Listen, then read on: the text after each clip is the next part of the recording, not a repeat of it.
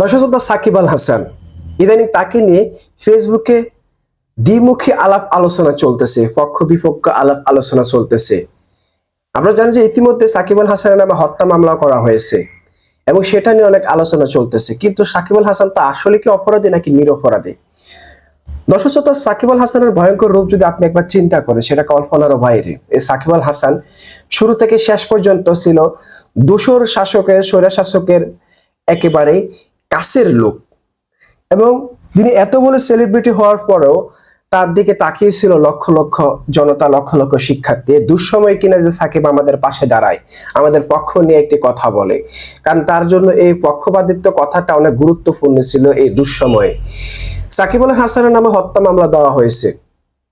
আদাবরে এক গার্মেন্টস শ্রমিক আপনার মারা যায় আপনার আন্দোলনের সময়। সে গার্মেন্টস কর্মীকে হত্যা দায়ে সাকিব আল হাসানকে জড়িয়েও মামলা করা হয়েছে। সেটা ভিত্তিহীন বলে অনেকে আপনারা বলতেছেন, হ্যাঁ ভিত্তিহীন। কিন্তু সাকিব আল হাসান কি আসলে সাধু? না। সাকিব আল হাসান গত কয়েক বছর ধরে যে স্বৈর শাসকের পক্ষ নিয়ে যেভাবে কাজ করে যাচ্ছে, সেটা কল্পনার বাইরে।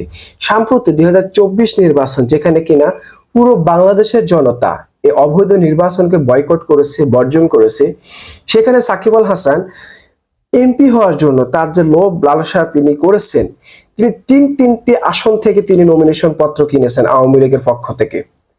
সর্বশেষ তিনি মাগুরার 4 আসনের আপনার নমিনি পেয়ে যান এবং সেখানে তিনি এমপি হয়ে যান। আপনি তাকে কিভাবে ক্ষমা করবেন, যেখানে একের পর এক অবৈধ নির্বাচন হয়ে স্বৈরা শাসক চলতেছে বাংলাদেশে? সেখানে আপনি সেই নির্বাচনের পক্ষ নিয়ে আপনি এত বড় একজন সেলিব্রিটি হয়ে সেই নির্বাচনকে সাপোর্ট করছেন তো বটে, বরঞ্চ সেই নির্বাচনের আপনি নমিনি কিনে এমপি হয়েছেন।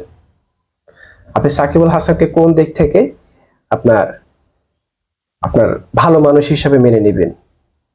এবং এতটুক বেঈমান, এতটুক সাইলেন্ট কিলার, সে নাকি আপনার প্রতিবাদ অন্যায় দেখলে সে থেমে থাকতে পারে না। এগুলো সব ভুয়া কথা, সবকিছু তার নিজের স্বার্থের জন্য। দর্শক, এই যে 2024 জুলাই আন্দোলন বলেন বা আগস্টের স্বাধীন বলেন, এই গত কয়েকদিন ধরে যে কর্মকাণ্ডটি ঘটেছে, ছাত্র জনতাকে যেভাবে পাখির মতো গুলি করে দুনিয়া থেকে বিদায় করে দিচ্ছে এই স্বৈর শাসক ক্ষমতায় টিকে থাকার জন্য, সেখানে এই সাকিবরা সে ছাত্রদেরকে পক্ষ নিয়ে এবং বা বিপক্ষ নিয়ে কোনো মতামত প্রকাশ করে নাই।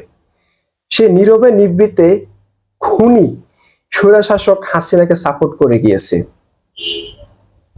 এর থেকে বড় অপরাধ আর কি হতে পারে, যেখানে কিনা বিভিন্ন শ্রেণী পেশার মানুষ রাস্তায় নেমে এসেছে। যারা বিদেশে, দেশের বাইরে আছে, তারা ফেসবুকের মাধ্যমে বা যে কোনো মাধ্যমে, তারা সামাজিক যোগাযোগ মাধ্যমে তারা ছাত্রদের পক্ষ নিয়ে কথা বলতেছে, যাতে ছাত্ররা যাতে দমে না যায়, ছাত্ররা যাতে মার্চ ছেড়ে না চলে যায়।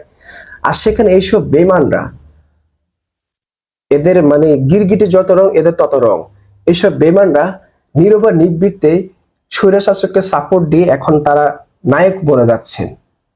আপনারা যারা সাকিব আল হাসানকে পছন্দ করতেছেন, এর থেকে ঘৃণিত ব্যক্তি আপনারা হতে পারেন না। তার মানে আপনারা স্বৈর শাসককে আপনারা পছন্দ করছেন।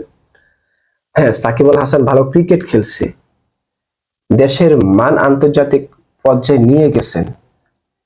আপনার আরেকটা প্লেয়ারের কথা মনে করে দিই, আশরাফুল, যিনি কিনা আন্তর্জাতিক আপনার বিশ্বকাপের আপনার আন্তর্জাতিক ম্যাচে তিনি প্রথম 100 করেছিলেন, এবং সে আশরাফুল কিন্তু প্রথম বাংলাদেশকে রিপ্রেজেন্ট করেছে বিশ্বের দরবারে। এই সময় এসব সাকিব টাকিবকে কেউ চিনত না। কি এমন করেছে বাংলাদেশে গত কয়েক বছরের ক্রিকেটে? একতন্ত্র রাজনীতি করে ক্রিকেট বোর্ডটাকে শেষ করে দিয়েছে, ফুটবল ফেডারেশনটাকে শেষ করে দিয়েছে। সেখানে মানুষের চোখের দেখা নাকি নিয়ে বিশ্ব দরবারে কোনো একটি কাপ নিয়ে আসতে পারছে, বড় টুর্নামেন্টে বিজয়ী হয়ে ফিরে আসতে পারছে, কিছুই করতে পারে না। তাই এই ধরনের সাকিব টাকিব কোনো প্রয়োজন নেই। দালাল বলেন, যাই বলেন, আপনি সবকিছু বলতে পারেন তাকে। যেখানে পুরো নির্বাচন বয়কট করেছে, সেখানে সে সাকিবরা দল বল নিয়ে নির্বাচন প্রচার করতেছে, এবং কি সে নির্বাচন অংশগ্রহণ নিয়ে সে বিজয় লাভ করেছে অবৈধভাবে। সেম একইভাবে দোসর এর আপনার সহযোগী হয়েছেন মাশরাফি বিন মুর্তজা। এই সাবেক প্রধানমন্ত্রীর একটা প্রধান হাতিয়ার ছিল সেলিব্রিটিদেরকে কাজে লাগানো। যে মাশরাফিকে যদি নমিনেশন দিয়ে সে তো 100% জিতবে, সাকিব আল হাসানকে নমিনেশন দিলে সে 100% জিতবে। এই ধরনের কলা কৌশল মাধ্যমে সে বিভিন্ন সিট দখল করে রাখতো।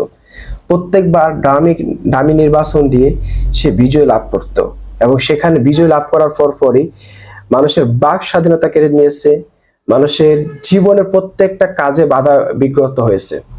আর এখন আপনারা আসছেন সাকিব আল হাসানের সামনে মানবতা দেখাতে। ভাই, আপনারা চলে যান, ওই হাসিনার কাছেই চলে যান, সবাইকে চেনা আছে। এখন দেখতেছি বিসিবি নাকি সেই সাকিব আল হাসানকে, হত্যা মামলার আসামি সাকিব আল আইনের সহায়তা দিতে প্রস্তুত। হ্যাঁ, আপনি সহায়তা দিতে পারেন, কিন্তু সাকিব আল হাসানকে আপনার পুরোপুরি ভাবে আপনার খেলা থেকে বাদ দিতে হবে। এ ধরনের দালালদেরকে মানুষ আর আপনার লিডার হিসেবে দেখতে চায় না, প্লেয়ার হিসেবে দেখতে চায় না।